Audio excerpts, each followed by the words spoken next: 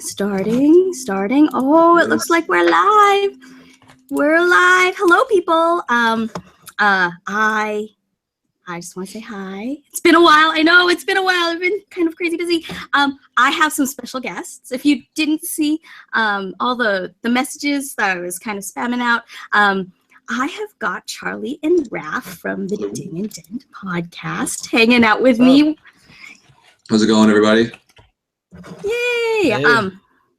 And we're building and painting minis today. I got these awesome board gamer aficionados, like your board game knowledge shames mine.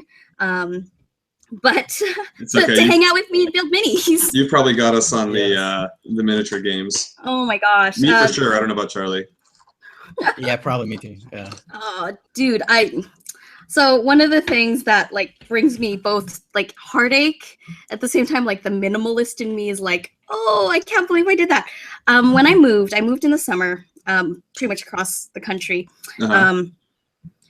Nathan and I, as we were cleaning our place up, we were throwing away full sprues of minis. Oh no! Because we couldn't just like, oh, no. It was like last minute. We were like moving super quick, and we we're like, we need to get rid of stuff. Full sprues with models on them and like bits. I had bits like you would not believe. There was a point in time, and this is a story I tell often. There was a point in time where I worked for Games Workshop, and at the time, they not only gave you a 60% discount on box product, which was like crazy. Yeah. They did at the time. They did bits by weight. Whoa. 6 cents per gram. It's a lot of bits. It's a lot of bits. So it's like buying drugs, is what you're saying. Oh my gosh. Yeah, they've got their dealers hooked on it. It was so bad. So I worked for Games Workshop. Nathan worked for Games Workshop. He did 2 stints with Games Workshop. Actually, we moved cities after university. So he worked while he was in university, and then he moved cities, and then after university he worked as an assistant manager for a store there as well. So he actually had 2 retirement bits orders, and I think he ordered like 4 kilograms of Destroyans. Like I had Sisters of Battle bits that I was just like, I can't believe I had these for like 15. Like I had enough to like build, like all I needed was a Rhino chassis, and I could have built like 8 Rhino chassis, I guess, to build like 8 immolator tanks because I had the bits for it. And I think those cost me like a whole $20 or something. It was insane. Build your whole army out of bits. Oh my gosh. There were staff members who did full metal armies because they only did it on the pewter. And it was a crazy thing. I couldn't believe it. Okay, so let's say hi to the people in the chat. We've got Stephen Smith. Hello Stephen. Where are you seeing that? It's on the live chat like URL. Okay. We've got Toby Edwards, new to the channel. Very treated to build. You're looking to build some miniature war games, so it's yay.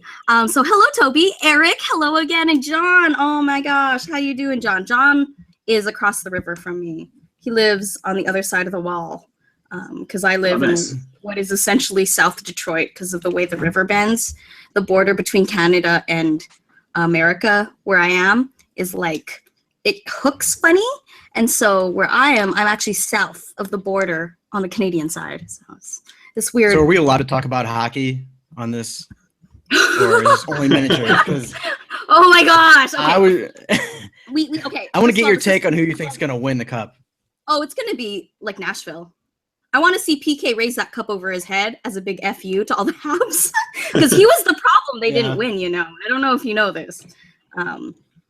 Yeah, hockey is...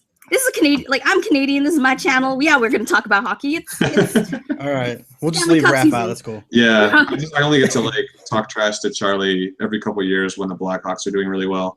Oh my gosh, you're a Blackhawks fan. I mean, I live in Chicago. I wouldn't really consider myself a fan. The problem is I didn't grow up here. Yeah, I didn't grow up here in Chicago. So anytime I try to say I'm a fan of X Chicago team, I get like 100 people around me who start quizzing my Chicago sports knowledge.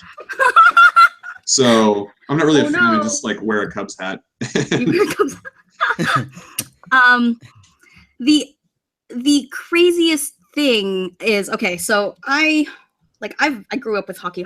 My brothers are incredible. Like we lived in this tiny small town in Canada, in rural Alberta of all places. This weird, weird settlement of this immigrant family, this Filipino family. My brothers are like 5'3", but they skated as defensemen in the local hockey team because that's what you do when you live in rural Canada. You play hockey, and they can I did roller derby, and I on quad skates. I'm fine. You put me on ice skates, I can't. I'm like a Bambi. They skate circles around me, and I'm like, what? I kind of hate them a little bit because they got to play hockey growing up. But I'm from a Latin American country and I grew up in Florida. So yeah, you want to talk about Bambi on ice? It's this guy. What are you guys working on right now? Actually, let's tell the folks what we're doing. Sure. I'm working on a Guild Ball model. I'm building Pint and Pot, who is. With season 3 with Guild Ball, they added rookies, so you could add an extra player to your team as long as they were what's called a rookie. So they're less effective. I haven't actually played with them yet because I haven't built them yet, but they are less effective. But they're another option to have kind of out on the field. So I'm putting together my Brewers rookie, and if I don't end up in the ER tonight, then I'm going to go with the Masons Field rookie as well, since those are the 2 teams that are in the 2-player box for Guild Ball. I'll get to add those out and flesh out that box. Well, we've got people watching, so if they need to call 911 for you, I appreciate that, guys. Charlie and I can carry on the stream, so it's cool. It's cool. As long as the stream is okay, then keep that on speed dial for me. I'm working on the new-ish galvanic servo haulers from the Sector Mechanicus Games Workshop terrain line. Ooh, can I see? Yeah. I mean, I don't have them put together. Here's half of a bulldozer that's small. Yeah. It's got a big crane. Looks really cool. I just opened it right now. I'm way behind on Shadow War terrain is my problem. That box is so full of stuff though, right? It's awesome. Yeah. I have all that put together. I just have the 10, new stuff they came out with in that line.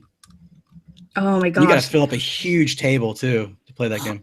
What size of table does it play on? The table's not big. The table's only 4x4, but you need way more terrain than 40K. Oh, dude. Because it's vertical, so you need to block a lot of one side. Well, that's like Infinity, man. The only reason why, one of the reasons why I'm not playing Infinity is because I don't have anywhere to put volumetrically the amount of terrain you need for Infinity. I am dying to try Infinity. It's amazing. I've seen games played. I have all these people around me who play Infinity. It's weird because I moved to this hick town. There isn't even an art store in my town. So I just did an art store order to buy some new brushes and some, of course, pumice gel and some interference paint online. So I have to shop online for my hobby stuff. Oh, that's nice. I've got hobby stores, that's fine, but for the fine art stuff that I really like to use, it's just not available.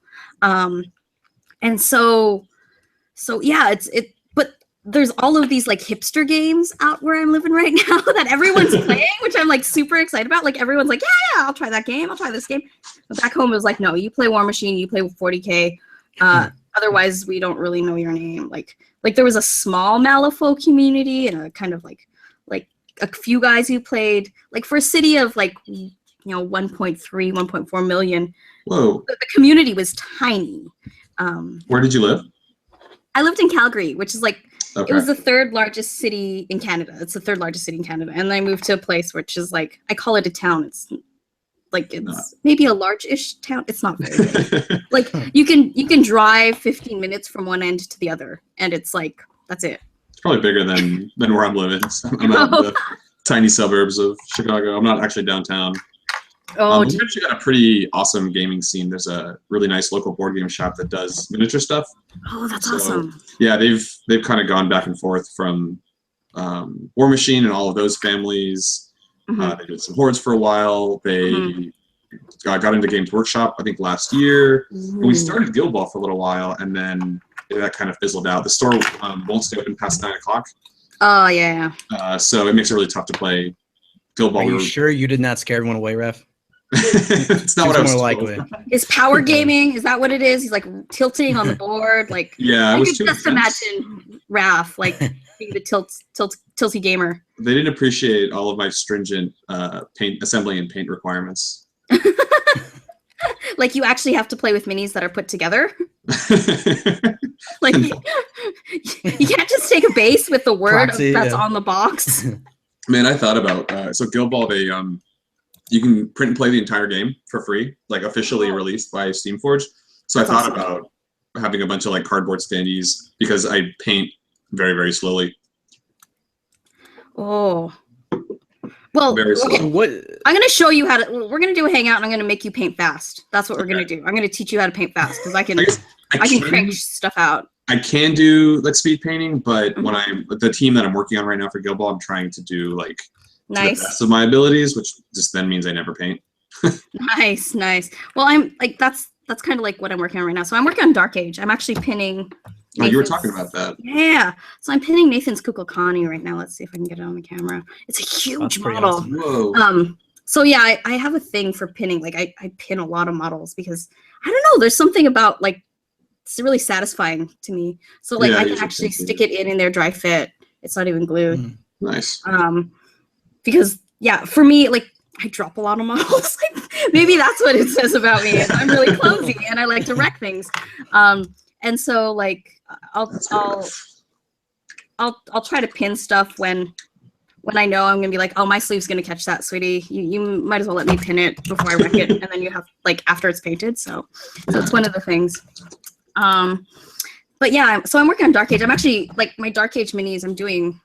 I started freehanding on one of them because I was grumpier at the end of last week, and so like I'm freehanding again on this one. So I'll get to them later, but like I don't know if you can see the Yeah, I can see that. the That bottom looks there. nice. Yeah. That's I'm fun. working on it. I'm trying to improve my fancier skills because I still love my dry brushing. I still love my washing. I paint with a pretty big brush compared to a lot of other painters.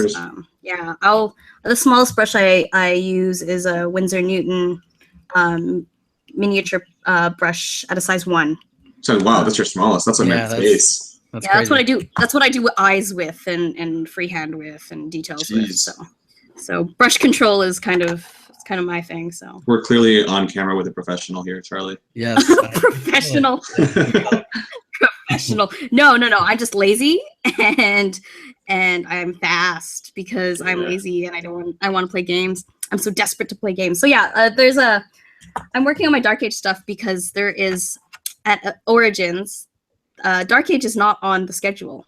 Mm-hmm. But we're doing a like Fight Club underground style event after hours on the open tables.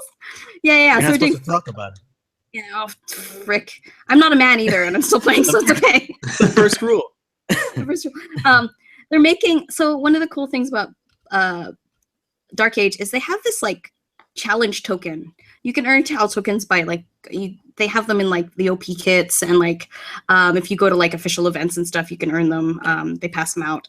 And they're these awesome challenge tokens, and it's the entry fee to play in their like Worlds tournament, I guess, that they host at Colmenier Not Expo. And they stamp them. They have like this like piece of railroad track and like a stamp, and they actually like hammer in like a little skull on it. You can get it stamped twice because that's your ticket. Basically, buy yourself in for 2 years in a row if you have one of these tokens. But you can also, if you challenge someone who has a token, they have to accept. Under reasonable conditions, obviously. So they have to accept, and that is the challenge token. You are playing for that token. So it's actually this really cool piece That's of neat. like, That's fun for hardware. community. Oh, totally cool. Because you can always find someone to play. Yeah, and it's really cool like that. And it's like, because the community is so small, like I have a thing for hipster games, I think. And because the community is so small, it's like it's kind of concentrated on in the social media channels and stuff. But the game is like has been around forever, and it's only like it feels like only now because they re-released the Master Rules, and I think the last release was like 2013, 2012. Yeah, I was looking it up when you were talking about it the other day. Yeah. And so now they're doing this big push. Simon has kind of expanded their mini war games kind of support, and they have some really cool people designing and working and promoting it. Mm-hmm. And they're reboxing everything too, so that retailers can more easily carry it. And with the change in like how they're structuring the retailer relationships and stuff too, it's going to be more accessible. And so I'm like, I can kind of get in on this game at the ground floor, and I'm really excited about that. So yeah, this is the game. I've got to get my stuff painted so I can go earn myself A challenge coin. Like your challenge main coin. game, could say. But the thing is, I was talking to one of the Simon guys. They're for the Fight Club. They're making the challenge coins in soap. So if you show up to play in the Fight Club, you get a blood guilt soap. And I'm like, oh my god, this is like the greatest thing ever. I can't not. That's awesome. Let's see here. Walks from Games in Prince George. How are you guys? I think what's the local game store out in Prince George? Is it I want to say it's something Night or North. There used to be a location. There was sister locations of that Prince George gaming store because they had one in Calgary too in South Center Mall. So hello, Walks from Games. William, hello, William. How are you? Thanks for stopping by. Oh my gosh. Holy smokes. So yeah, so let's talk about your relationship with mini wargaming, guys, because I'm like we've talked kind of like about games like a lot, obviously, but like I want to know what is your relationship with mini wargames? Like, how did you get? Because it's really pretty just into me for my money. So yeah, like have you been like, are you a longtime wargamer, Raph? Me, not really. I got into Warhammer Fantasy actually through the very short-lived MMO that came out back in 2009. I went like headfirst into that and played the crap out of it. And that had a great system too. That was a great game. I really enjoyed it. I wish it'd been more popular. They had some issues with launch, but had some really cool stuff going for it. And through that, I was like, hey, let's check out these actual miniatures that it's based on. So I found a local store not too far from where I went to school, and I bought the Dwarves versus Orcs like 2-player starter set. And all I could do was paint it. I couldn't get anybody to actually play it with me, so I just painted these miniatures for a couple years. And then when I moved out on my own, there was a Games Workshop store on the way home from work, so I started playing there. I got into the Ogre Kingdoms. I don't know what edition it was. And then left it. Was it the one with the complex wheeling, or was it the one with the easy, like, close the door? I think it would have been more like something closing the door. Yeah, okay. You got into the good one. Okay. So it was a lot of fun, but the community at the store wasn't awesome, so I just stuck to painting. And then eventually got heavily into board games, and through that have kind of reconnected with miniature gaming because I got into Guild Ball, and now that I'm more familiar with rule systems and game stores and stuff like that, I'm up for trying anything. So. Oh, that's awesome! That's awesome. Well, so you're like longer history. Yeah, tell me, because I was reading your article, where it was both a celebration of was the Armageddon box, as well as like it was a little bit of an obituary to Necromunda, right? Well, that was mine. Yeah. Yeah. That's what she Yeah. Yeah. So my background, I've been a lot longer than Raph. Unfortunately, this comes up a lot on our podcast. Charlie's been doing this longer than I have. So I got into Warhammer. It was probably one of the first hobby gamings I played, fantasy. Yeah. I want to say it was like 3rd or 4th, like the Hero Hammer. Holy smokes! Yeah. Is that the one where you like you stopped playing your mini war game to play a card game to do the magic phase? Or is that second? I think that might have been second. Well, it had a separate magic supplement with like all these cards. I played dwarves, so like I didn't have a magic phase. Right? So I was like, this sucks. Yeah, I'll just watch for half an hour. And my buddy who I played with, I didn't play at a club. He played elves, which are like, the most magic using force. Oh my gosh, yeah. Which Solitaire. Was not a good combo. Yeah, so we played Warhammer for years. I never got into 40K until I was older. I just played a little bit of that with Tyranids, like 2 editions ago, I think. And I played Necromunda. We played Necromunda, though, a ton back when that came out. I owned that and Warhammer Quest, like the box sets, when I was young. Yeah, I actually had them up until recently. I sold them a few years ago, which may have been a mistake. I don't know. I can't really think about that because that's sad. But Necromunda was like my favorite miniature game, probably. And what kept me in the hobby. What did you play? What was your so did you play Dirty Spires? Sorry, what? Did you play Dirty Spires? No, we gave those people trouble. Nice. I played Ratskins when the expansion came out. Okay. Outlanders, and then I played in the base game. I played Cordero. Oh, nice. Yeah, so that was pretty cool. We had like 5 or 6 people playing because that's so cheap to get into compared to 40K.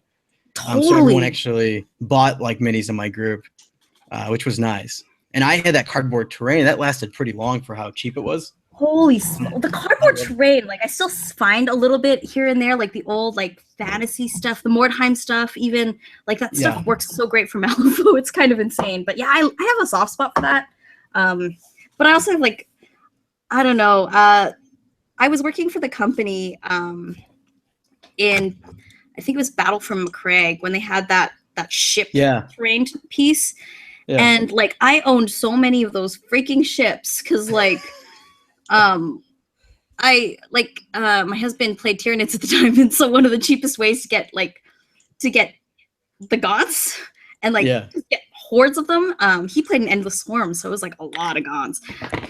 So we had like I think we could have put like an entire 4x6 table of just that like crash ship terrain at one point, because we were also incentivized when I was working for Games Workshop to like hit core targets. Like you have to sell a certain number of starter sets and then you get bonuses based on that. And if we're like close, like we're like, it's the end of the month, there's like there's maybe a dozen, and there's like 4 of you working on a Saturday night, like, and you're just like, okay, so if each of us buys 3 with our 60% discount, we each get like an extra $300 bonus. And how much does it cost? Like, nice. Okay, yeah, we'll do it. So we ended up buying so many. I had so many starters, guys. This explains a lot about Games Workshop's business model, I think. Dude. There's like inside baseball stuff here. Yeah, so there was Games Workshop Canada, so it operated a little bit differently. At the time, too, it was weird because like Games Workshop Canada was part of the UK branch. So when we got White Dwarfs, our White Dwarf was different than the US White Dwarf. Oh, interesting. Because we got the UK White Dwarf, and then it had like a little like 3-page supplement like slipped into the little baggie. That was like the Canadian like bits of information and stuff. It was this really weird thing. Like working for the company at the time was really fun, but also really strange. Like there was they were kind of like getting into like engagement and stuff. So they're doing all these community events, but it was like really weird because they had all these like store events that they would run, and like you could tell that they were like named by guys who are like, in their 30s. They weren't necessarily thinking about the family audience and stuff. So they're just like, we're going to do an event with the McCraig set, and we're going to call it the Lictor Hunt. And you're like, okay, it sounds great in French, like cherchez le licteur, that's great. But in English, you say it a little bit too quickly. Yeah, you say it a little quick, and it sounds really, really family and friendly. And I'm sure it only takes about 10 seconds for someone in the community to figure that out and start cracking the jokes. Oh my gosh, it was hard enough, like because you do the Sunday mega battles with all these kids who'd come, and like you give them models and they could all roll dice, and it was a really fun time. And then you'd invite them to come out to this community event, and it's called the Lictor Hunt, or like you run a demo. And like I remember one of my coworkers running a demo, and he was talking about how this gaunt like the gaunt charges the Marine, and the Marine beats him off, and you're just like, that's falling and pretend that didn't like happen. We'll just like it's natural. And the kid's like super excited, but the parents like, what's happening here? This is what we signed up for. Yeah, right. And you're just like, oh, oops, I forgot. But that's those are stories from the trenches. So many years ago, many like it feels like I can date myself in editions of 40K, because 40K is the game that made me, kind of like you, Charlie. It made me a gamer.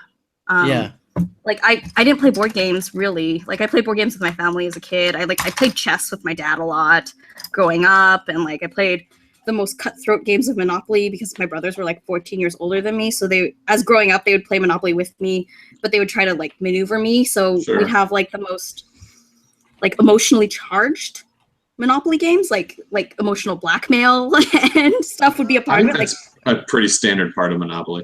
Like super pressure tactics. Yeah, but like again, when I was 8, my brothers were 22.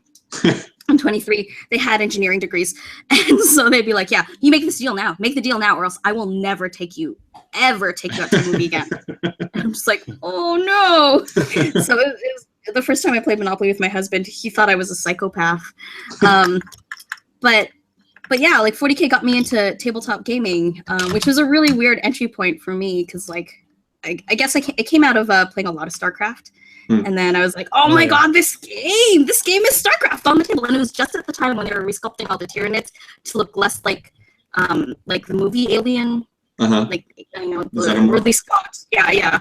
Aliens with the most horrible gaunt sculpts I've ever seen. Like, they had these tiny ankles. They were all pewter. They were leaping. So there was like a single contact point on the knee. It was like, I've seen them. They're horrifying. And they're making them all look like Zerg. And I was like, this is cool. I think I'm going to play this game.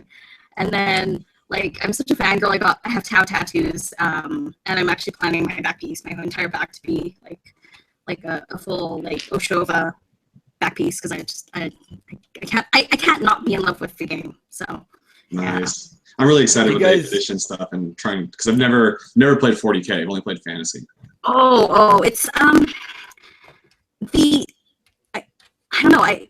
I didn't play Fantasy because at the time all my friends who did play Fantasy, because I did work for the workshop, these guys have been playing forever, and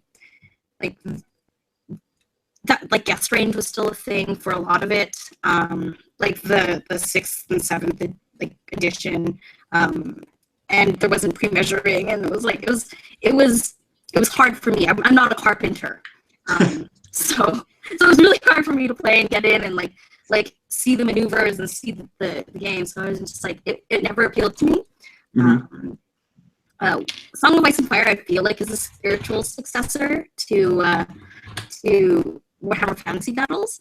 So it's gonna be interesting to see what they do with that. But I also think that 8th is gonna be really exciting. I like the 3 ways to play. So that's me, right? Like I one of the things I did was I ran a Horus Heresy tournament before Horus Heresy was a thing. There's actually a documentary floating around on YouTube about it called Hammers of War, made by a state student, like a university or college student, who documented the weekend. And basically, it was an all Space Marine tournament where every player had to declare a faction, and once one faction was full, that was it. And everyone else is on the other side. So you're either loyal or you're traitor, and then we had like mechanics throughout the weekend where you people could be turncoats and they could switch sides, and like one side of this event would win, and everyone who was on the winning side got specific prizes, and then everyone else got participation stuff, and it was a really cool event. But it was specifically narrative. Each table had we had different tables, so some tables were vanguard tables, some were flanks and that sort of thing. So it wasn't intended for competitive play. It was really fun. And I'm really excited to see that come back to the game and be a big thing. So yeah, for sure. Do you guys remember the first miniature you painted? I have a cool story about that. Yeah, why don't you go ahead first, and then I can tell my story afterwards, because my story is the way I discovered 40K and then eventually painted my first mini was it's kind of my introduction to all of miniature wargaming, actually. Yeah. So I started in Fantasy, I said, but I got my first Games Workshop thing I received was White Dwarf. I had a buddy who had some of the magazines or order things, catalogs, and I ordered a White Dwarf, and it came with a sample Space Marine that had just the bolt gun across his chest. I think it was 2 or 3 pieces. It wasn't on a sprue even. It was just in a plastic baggie. And I wanted to paint it, and I knew nothing. I had not gone to a local shop. My friends weren't really doing it yet. We were kind of all getting into it. And so I ordered paints, and I wanted the Citadel paints, of course. And I remember not understanding the colors, because they give of course colorful names to all their paints. So I was like, what am I supposed to paint this guy? And I got I wanted to paint him red, I think, like a Blood Angel. I didn't know what a Blood Angel was at the time. But so the only thing that had like red in the name, I think, was like maybe a red wash or something. So I ordered a couple washes and I had no idea what I was doing. And so I'm trying to paint this guy without priming him with a wash. And I'm like, this is not changing colors. What is wrong with me? And I probably spent like 2 hours doing that. And I almost gave up at the hobby at that point. So that's my awesome story. Oh my gosh. That's the worst though. Like, so I was teaching painting classes. Like, there are certain things that are just painting miniatures is not an intuitive thing. Oh, I should say hi to all the new people in the chat.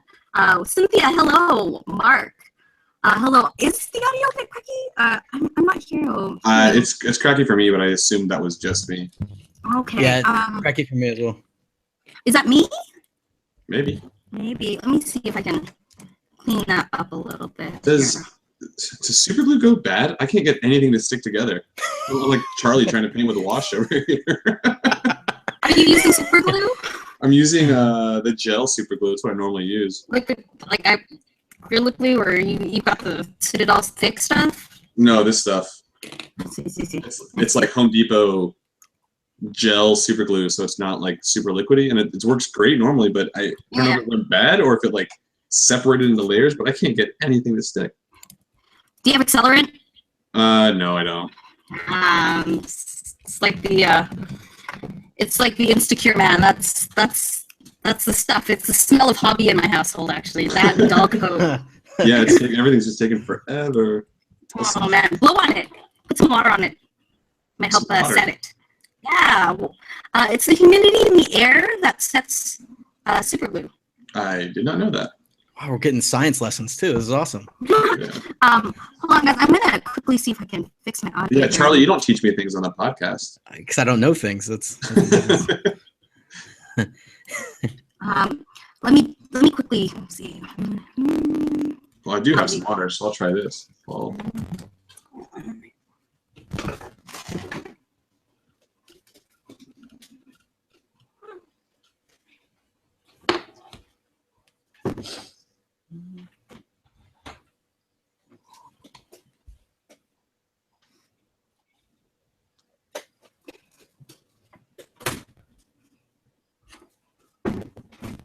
William, I would need it. The only problem is that these gel ones that I use come in like hard plastic containers, and you can't knead the super glue, unfortunately. And I'm regretting a lot of decisions right now.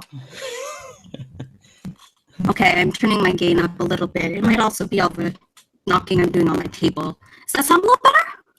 It's like a staticky crackling. It's the connection or what? Let me see.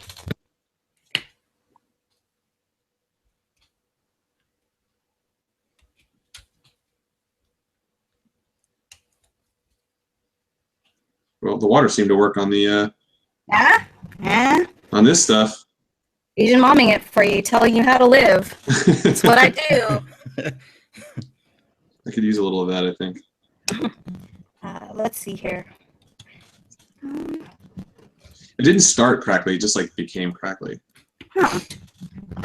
Might be that I'm knocking connections.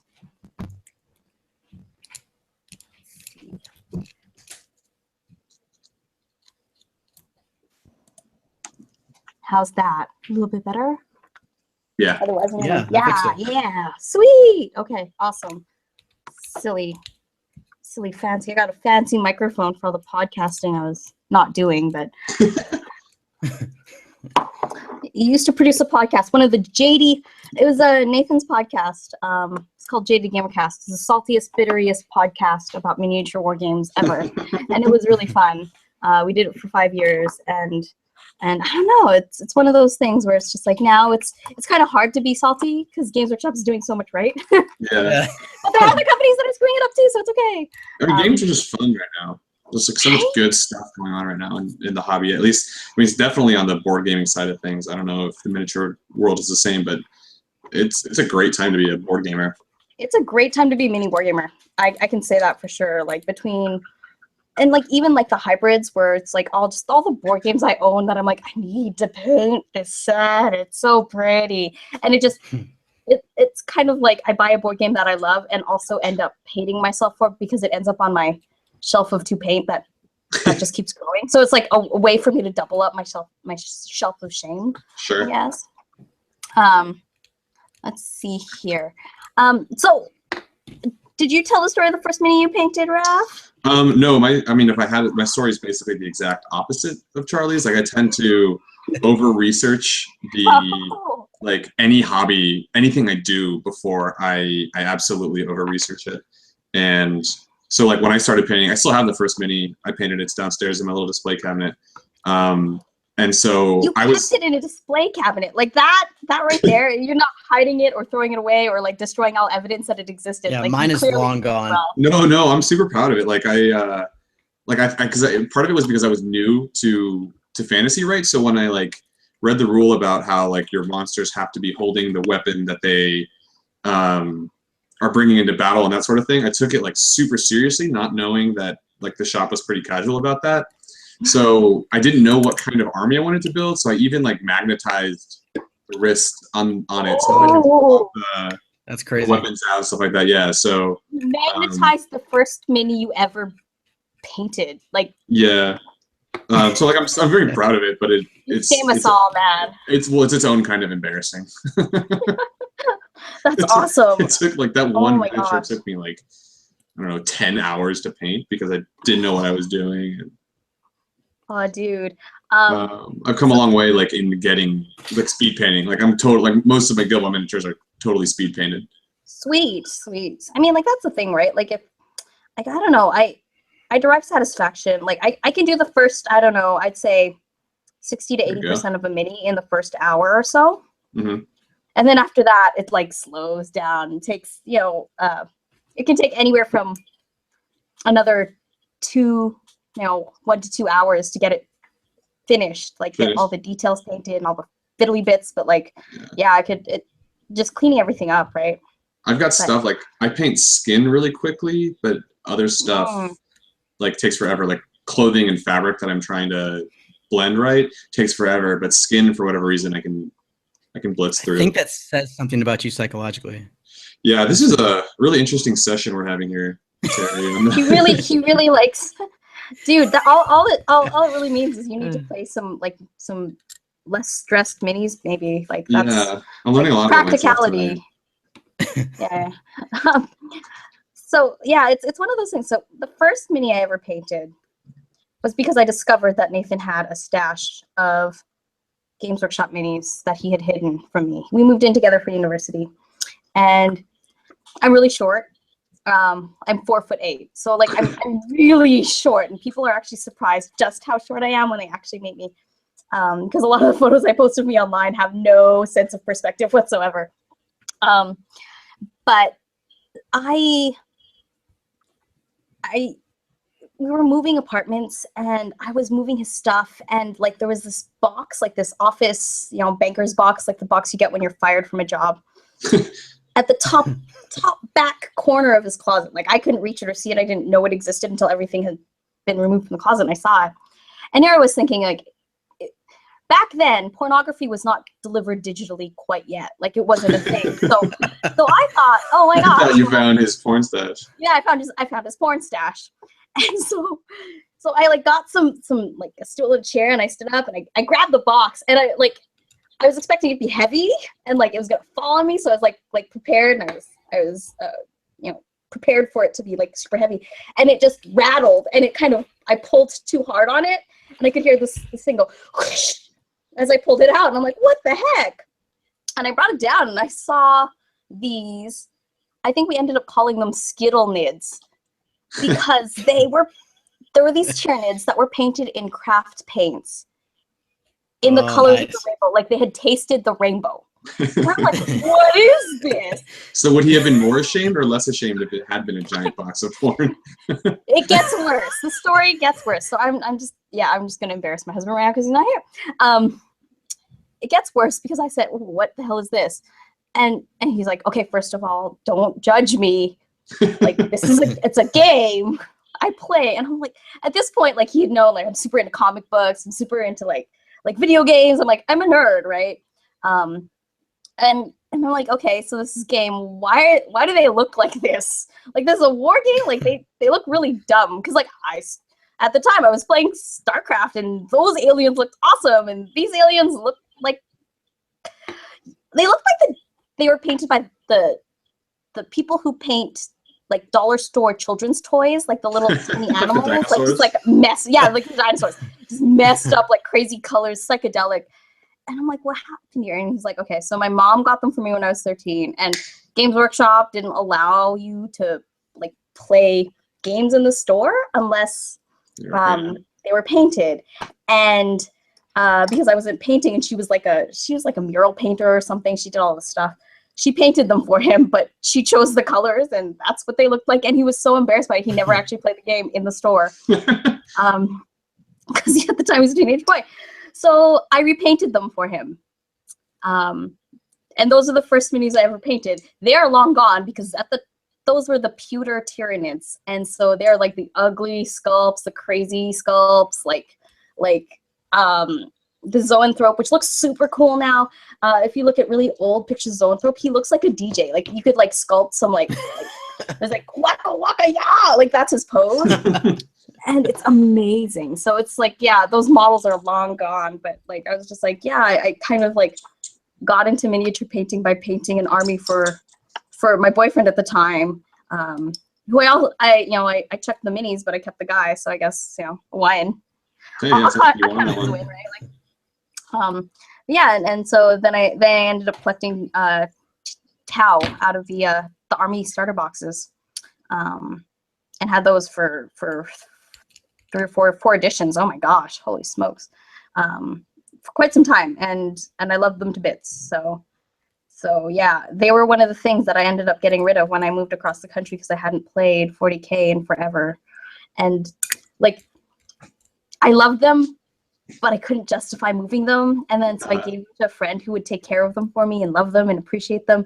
And now new 40K is coming out. I'm like, oh, I shouldn't have done that. God damn me. Well, I guess I have to collect the new Tau now. So nice. Okay. Oh, darn. Right. So, but yeah, it's one of those things, one of those fun things.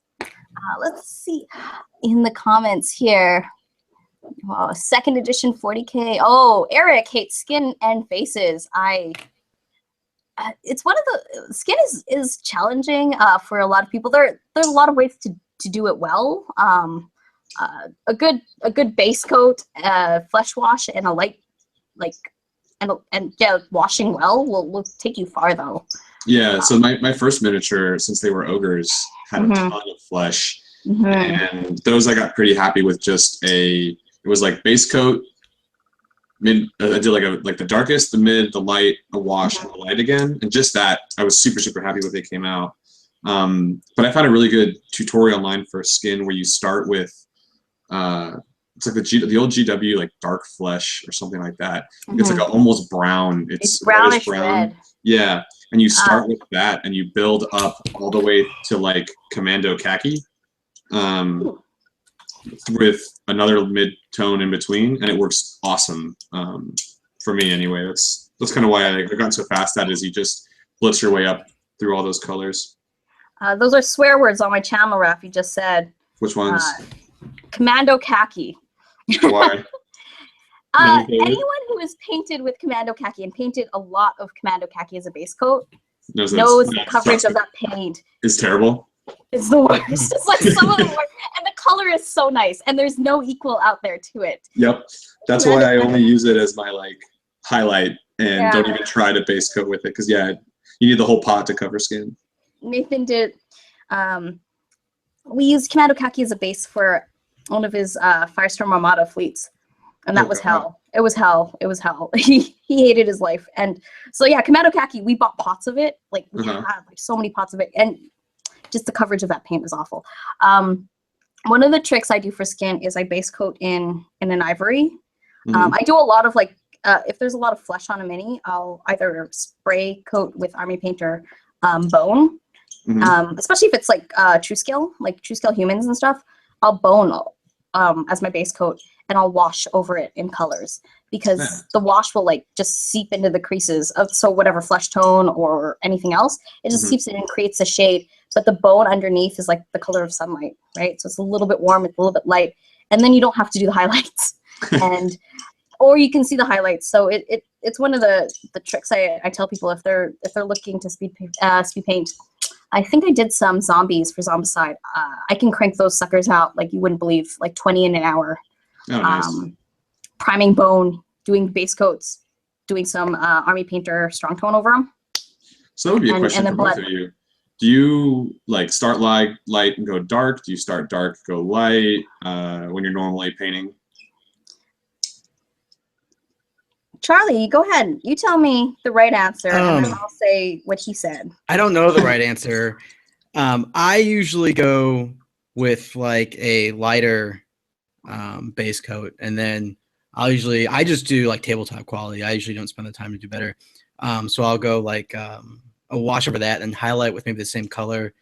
Maybe go a little bit lighter. Either add like white to it or use a different color that's kind of lighter. Kind of depends what you're painting too, though. Really. Yeah. What about the expert opinion? That's the whole mine is not expert. No, I am no expert. But because I don't paint for competitions. Entering painting contests hurts my heart. So it's one of the easiest ways to hate everything about your hobby. So I try not to do it. So it depends on what I'm painting. So all my Dark Age stuff, I primed black because my faction's clergy. So this guy here, he's like a bullet priest, like he's a deacon. So he's got like the bullet rosary and everything, but he's like a priest. So his jacket's black and a lot of his coat's black. And so a lot of the stuff I did for them, because there's so much black cloth on them, I primed black, dry brushed in grays and whites, and then cleaned up all the dry brushing to highlight the cloth, and washed with. I have a thing for. I could drink, like if they sold it by the gallon, I would buy it by the gallon.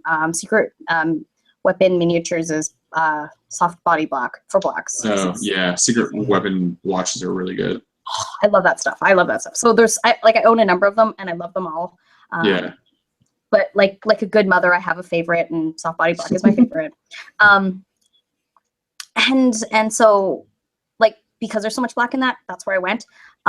For humans and for things that tend to be kind of more basic painted, tabletop quality, I'll prime and bone, and because it's just so easy. You can get them done so quickly with I don't use like out of the bottle washes a lot when I'm painting on bone. I'll actually make my washes on my palette, washes and glazes, and I find that I can get the blends really even and really really quick that way. So yeah, I'll prime and bone for a lot of stuff. It really just depends on what you're painting and what techniques you're going to be using. Like, yeah. So there is no right answer. That's so funny. All the pro painters I know, though, they prime in gray. If that gives you kind of an indication. Yeah. Like all the commission painters I know, they almost exclusively prime in gray. It's interesting because I always, no matter what I prime in, I always base coat with my darkest shade, and you work up.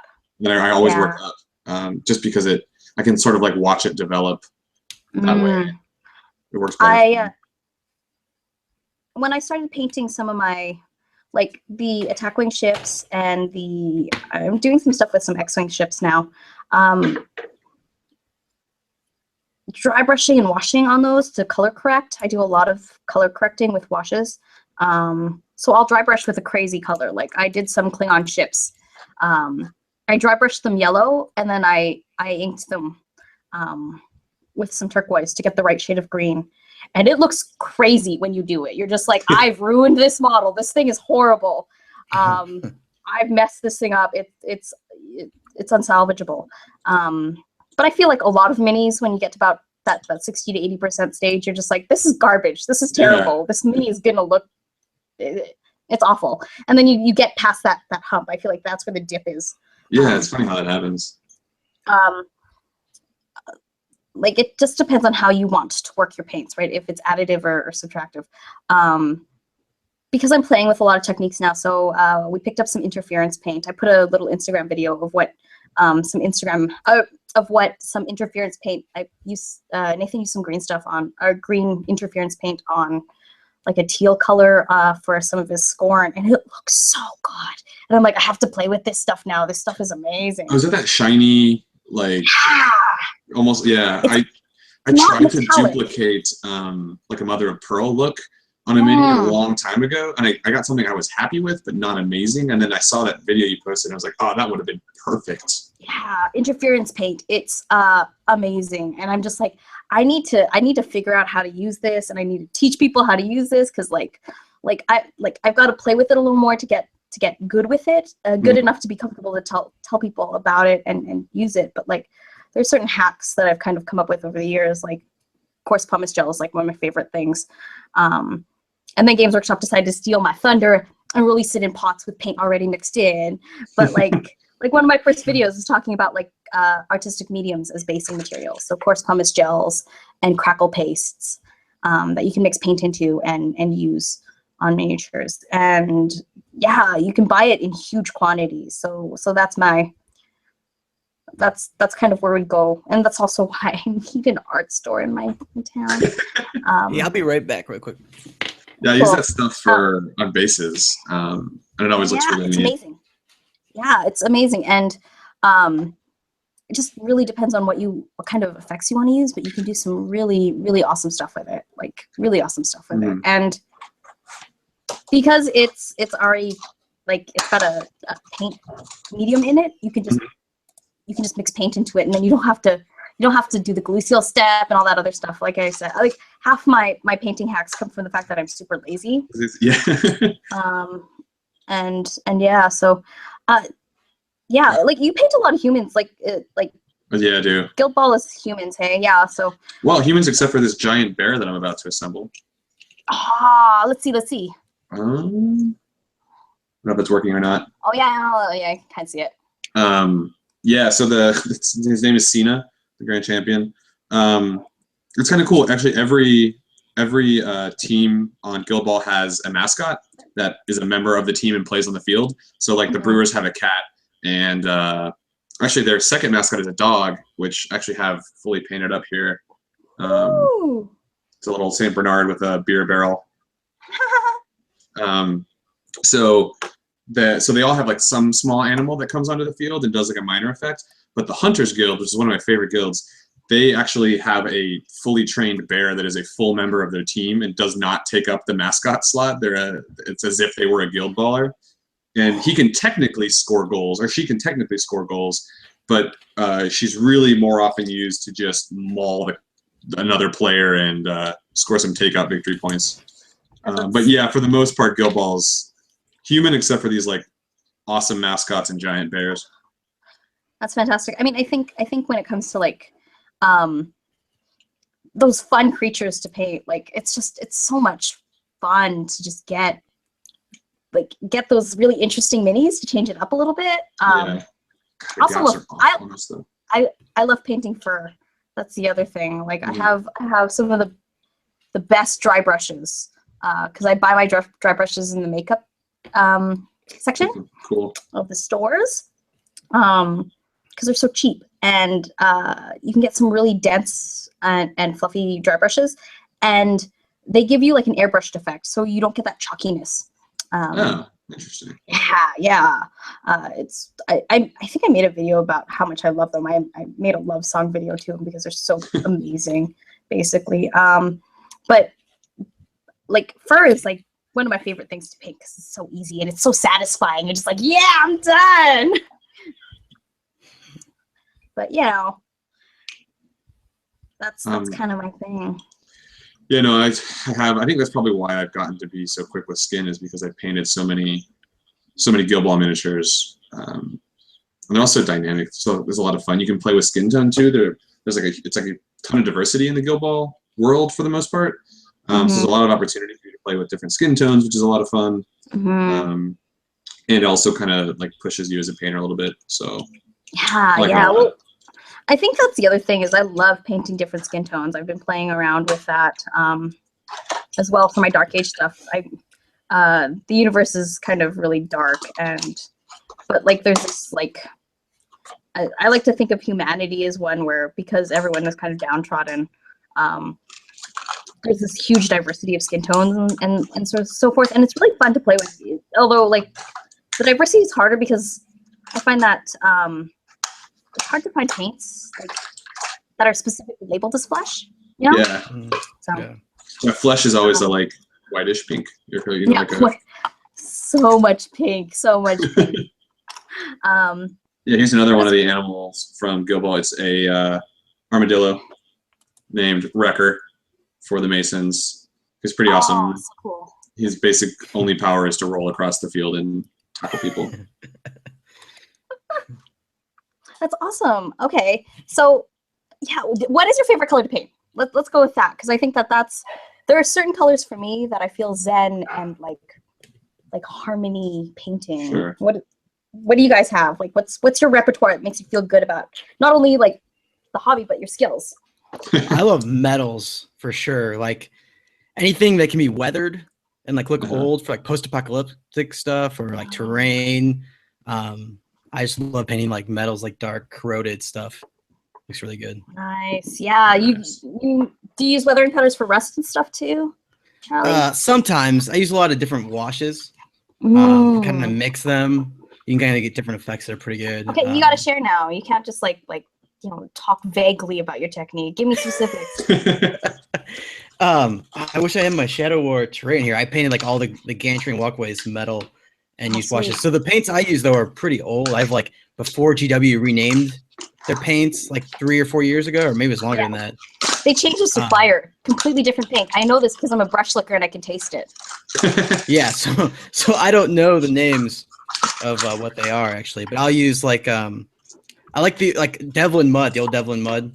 Yeah, there's a lot. It's kind of like the cheap like wash. Yeah, and anything works on anything. I use that a lot. If I want something really grungy. Some gold washes actually look good on metal too, to kind of give more of like a brighter rust color. Yeah. How about you, Raph? Greens and blues, for whatever reason, come really easily to me. They just work, as opposed to like yellow and red that I can't to save my life. But green and blue, I feel like I could do all day. So like my Guild Ball tartan is not the brewers all have like Scottish tartans that you're supposed to freehand, and they're yellow and red. So I was like, nope, I'm going with blue and gray. We'll do a hangout. I'll show you how to paint red. I'll do that, yeah. Red is like the color that brings me happiness painting. Okay. Red, blues, and teals. I think blues are one of the easiest ones because a lot of ranges have really great blues. Yeah. Games Workshop has always had a really great blue range. P3 has a great blue range. And so blues are easier to do. Red is one of the hardest colors, like consistently, to highlight. People have a hard time shading and highlighting red. Yeah, it's like really hard for me to keep from going pink. Yeah. And so like I have all these. I've been painting like the first army I did, the Tyranids I did were red, and at the time the color was Skilly Green, which is actually like a teal. So I love teals too. I have a mad love affair with teals in fabrics. I feel like they're really pretty, but also like kind of masculine. So whenever I have like a really cool female model in a lot of cloth, I'll paint her teal usually. And reds. I love painting reds and because they catch the eye. There was an old joke when we used to do in our circles, like black is really hard to paint. That's the one thing people don't realize. You do a black Space Marine army, you do black cloth. Black is hard to paint. So people who paint black well are really good technical painters, but they never win awards for black armies. We're in the meta where I was playing at, and I kind of hobbied up. The red army always won. Really? And so I got really good at painting reds because I wanted to win some painting awards. And like all the guys who painted fully red armies, they did so well, and their stuff just it looks so good from tabletop. And then even if you look at up close, it's just it can look a mess, but that's okay. It just pops and it catches the eye. And so when you have like player voted awards and stuff, it's really cool. And so yeah, red's my color. And I think like Charlie mentioned, like Games Workshop did not label their reds very well. like there were 3 colors of reds that I learned to paint red with, and it was like scab red, which is like this purpley color. Yeah. There was the mid-tone red, and then they had blood red, which was orange. Really bright. Oh no, then I'm thinking something different. I have a red. Citadel red is super bright. Yeah, it was almost orange, and you're just like, it was like more orange than the red I'm wearing in my clothes and stuff. So it was like it was a real interesting challenge to like work those reds and like learn all the tricks of how to highlight and shade them. But now I'll teach you how to dry brush wash and highlight your reds, and it will change your life. You'd be like, red everything. That's so easy. If you can pull that off, that'd be impressive. Yeah, dude, it's actually pretty easy. Red is, once you know the tricks, red is easy. And the trick is to mix blue in with it. You mix in some teal. And that's how you get your shadows. And then you mix orange in it, and that's how you get your highlights. You do not use white and you do not use black. There you go. I mean, yeah, I've got I tried to do a painted miniature exchange a couple years ago on BGG, and I was going to send the guy 2 miniatures, and I sent him the one that had a lot of blue on it, because the one that had a lot of red on it, I did not want to send off. So that one stayed in my collection. Oh, yeah, I'll send, you can have a look on my Instagram feed. I put up some pictures of my barbarians, and if you actually look at them at the work in progress stage, they look like a hot mess. There's red everywhere. It's a mess. But the red is beautiful, and it's highlighted, and it's shaded, and it's got depth. And yeah, like red is red, and it did not take long. The red does not take long. Because a lot of red has a lot of pigmentation, so you don't have to do so many coats either. Yeah. So yeah, it's one of my favorite things to paint. So we're coming up with the hour mark now. I think we're gonna hang and be done. We're gonna do this again though, I think, because I need more time to actually hobby. Like I'm getting stuff done, which is nice, and I can actually like commit to sitting down and like building and painting the stuff that I need to get done, and have a reason to. Because someone isn't like, oh, you know what? I just watch Netflix tonight. I don't need to get stuff done. Well, yeah, now I have to do this more often because I've taken over the entire computer table with miniature stuff. So I normally work in the basement, but for the purposes of video and audio quality, ooh, fancy. That is not the greatest place to be. There we go. Well, there we go. We're gonna hang out again. We're gonna do more hobbying. I think we'll figure out a date. We'll do an announcement. We'll make it work. All the people who were here, a few more people joined us. Yeah, thanks for tuning in.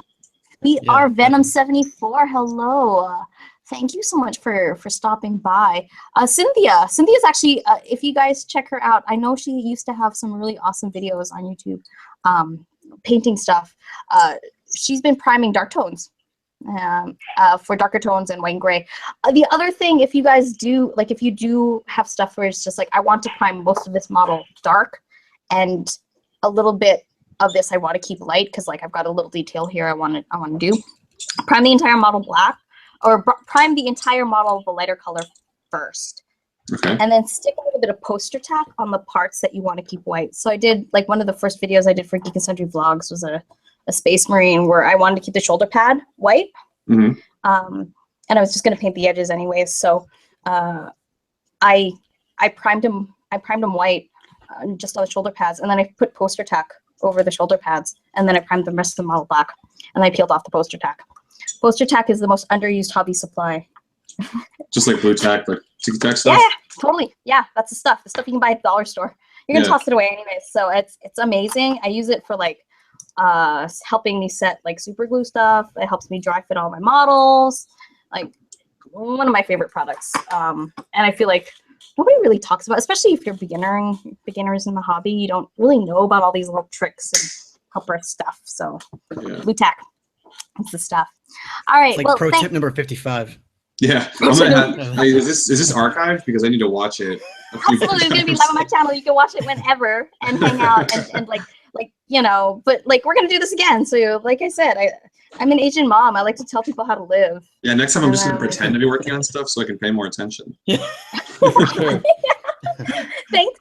So yeah, thanks to everyone who tuned in. Thank you, Raph Charlie. We're gonna do this again. We're gonna play. We're gonna like hang out. I think we need to like.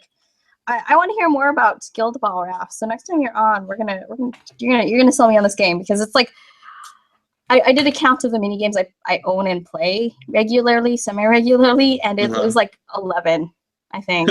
Well, like, it sounds like you need a clean dozen. Yeah, I need. So like, and there's a big Guild Ball community around here, so I'm like, maybe I really should check it out. No. I mean, if worst comes to worst, and I haven't convinced you by then, I can throw my 2-player set in my bag for Gen Con. Oh, we can make some time. You're speaking my language. Just speaking my language. And anytime I can throw down dice with a friend is always a good day. That's awesome, so. Yeah. All right, so thanks everyone. We're gonna do this again, so keep tuned. If you're not checking out the Ding Dent podcast, I put the link in the description. You really should check them out. You should also check out geekandsundry.com to see the amazing stuff Raph and Charlie are always writing for the site. I get to read all of it, so I get to like steal their knowledge as they write, and it's fantastic. Their insights on gaming are like, I would argue, unmatched in terms of like people contributing out there consistently in the world right now, and like their opinions are good. Like they haven't struck me wrong yet. So this is why I'm open to a new mini game from Raph. So thanks so much, everyone, and bye. Bye, everyone. See ya. Thanks, Teri.